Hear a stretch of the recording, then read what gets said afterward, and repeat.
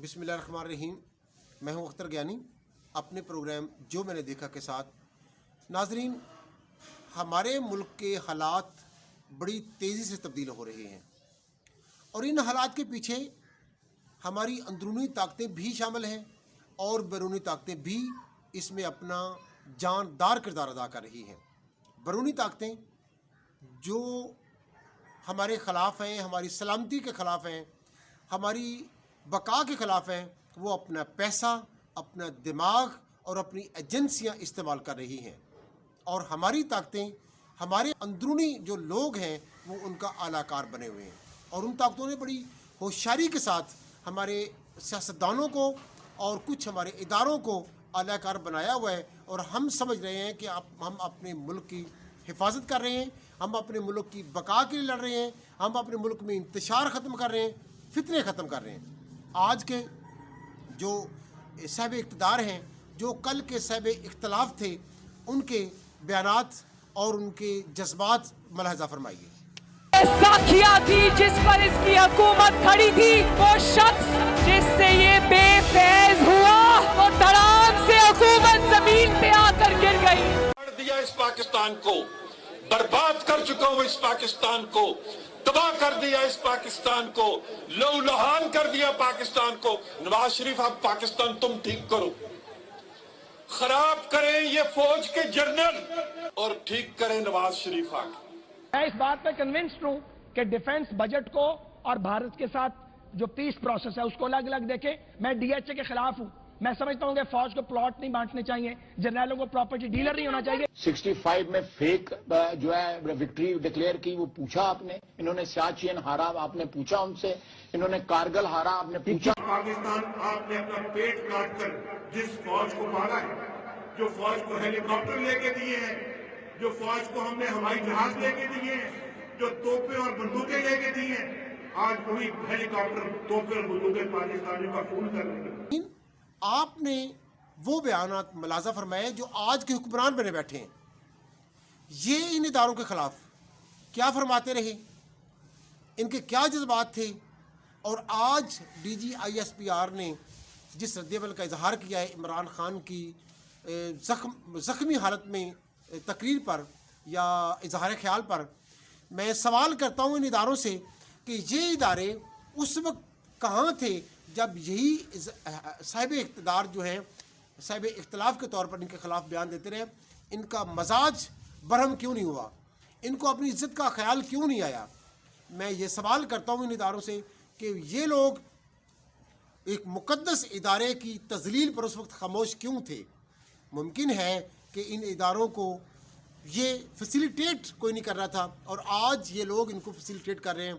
आज वो PDM वो जो है वो खामोश बनी बैठी है और पूरी कोशिश कर रही है इमरान खान के ख़िलाफ़ इन इदारों को लड़ाने की, और वो अपनी तौर पर जो मामलात हैं वो समेटे बने बैठे हैं कि क्योंकि इमरान खान के साथ इस्टेब्लिशमेंट और इमरान खान के खिलाफ लड़ती है तो हमारे मकासद भी पूरे हो जाते हैं और हमारे रास्ते का बहुत बड़ा जो पत्थर है वो भी लुढ़क जाता है, वो भी रास्ते से हट जाता है।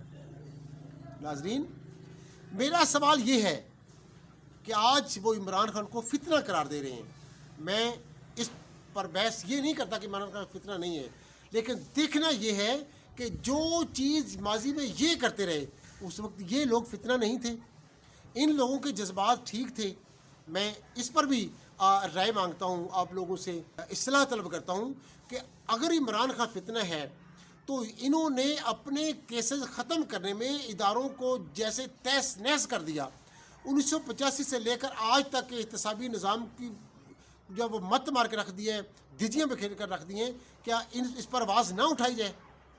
क्या ये लोग हमारे लिए मुक़द्दस हैं? क्या ये पाकिस्तान इनकी मीरास है, इनकी जायदाद है कि यही लोग इस पर काबज़ रहे हमेशा के लिए? और कोई भी शख्स, चाहे वो इमरान खान को हो, चाहे अवाम हो या कोई भी हो, वो इस पर आवाज़ ना उठाए, और जो आवाज़ उठाए वो फितना है। मैं ये भी सवाल करना चाहता हूँ आप लोगों से, क्या आप इस पे इसको मुनासिब समझते हैं? मेरी उन लोगों से भी रिक्वेस्ट है, इस्तदा है कि जो लोग ऐसी ताकतों के अलाकार बनकर आवाज़ें उठाते हैं, इमरान खान पर आवाज़ें कसते हैं, मौजूदा निज़ाम पर आवाज़ें कसते हैं, पर उनसे सवाल है कि क्या आप चाहते हैं کہ یہ ہمارے ملک کا پیسہ اسی طرح ہی چلتا رہے.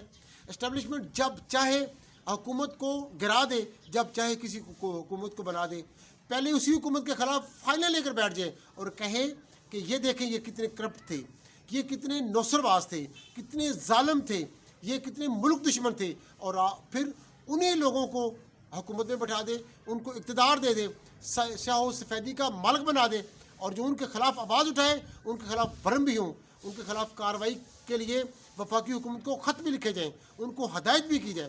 کیا یہ انصاف ہے؟ یہ ادارے ہیں جس سے یہ تاثر جا رہا تھا کہ پاک آرمی جو ہے یا اسٹیبلشمنٹ جو ہے وہ ہمارے لیے مقدس ادارہ ہے. آج وہی مقدس ادارہ جو ہے عوام میں اپنی ساکھ تباہ کر رہی ہے, اپنے تاثر کو, اپنے قد کو, اپنے تحفظ کو خراب کر رہی ہے.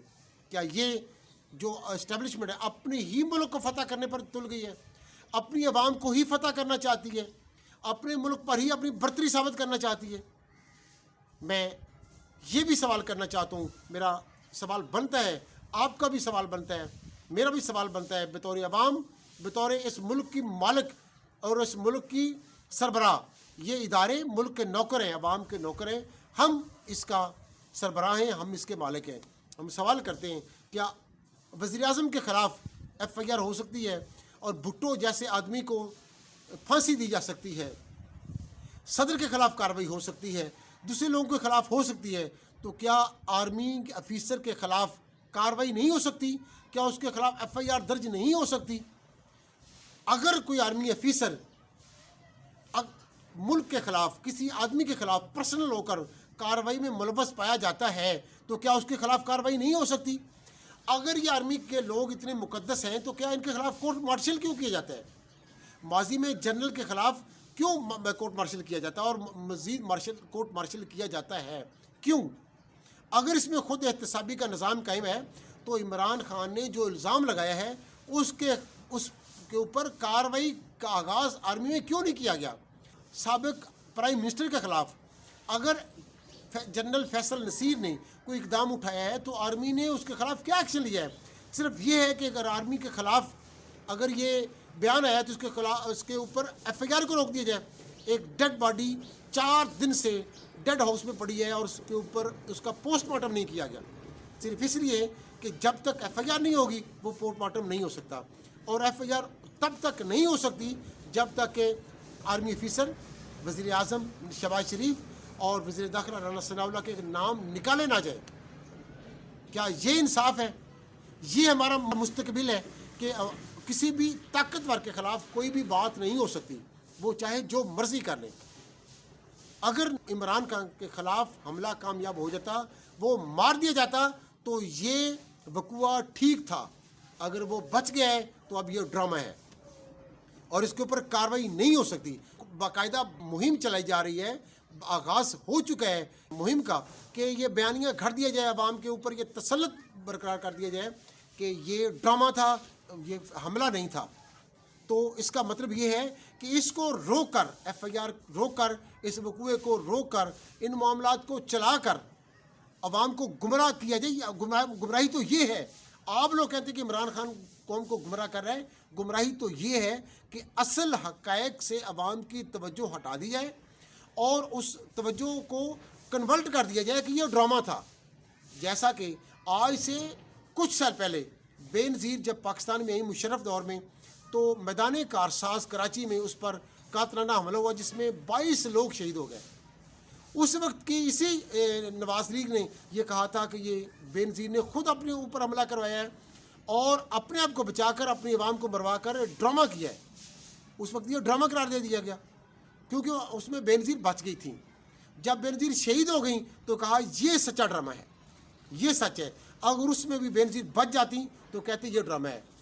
وہی بات اب عمران خان پر ہو رہی ہے. اگر عمران خان کو اللہ تعالیٰ نے زندگی دی, وہ محفوظ ہو گیا تو یہ ڈرامہ ہے. اگر یہ مار دیا جاتا تو یہ صحیح تھا اور وہ شہادت قرار دے دی جاتی. حالات, ادارے اور حکومت خود خونی انقلاب کی طرف, خانہ جنگی کی طرف لے کر جا رہے ہیں. ان کا مقصد یہ ہے کہ یہ ملک ڈوبتا ہے لیکن ہماری حکومت, ہمارا رعب, ہمارا تسلط برقرار رہے.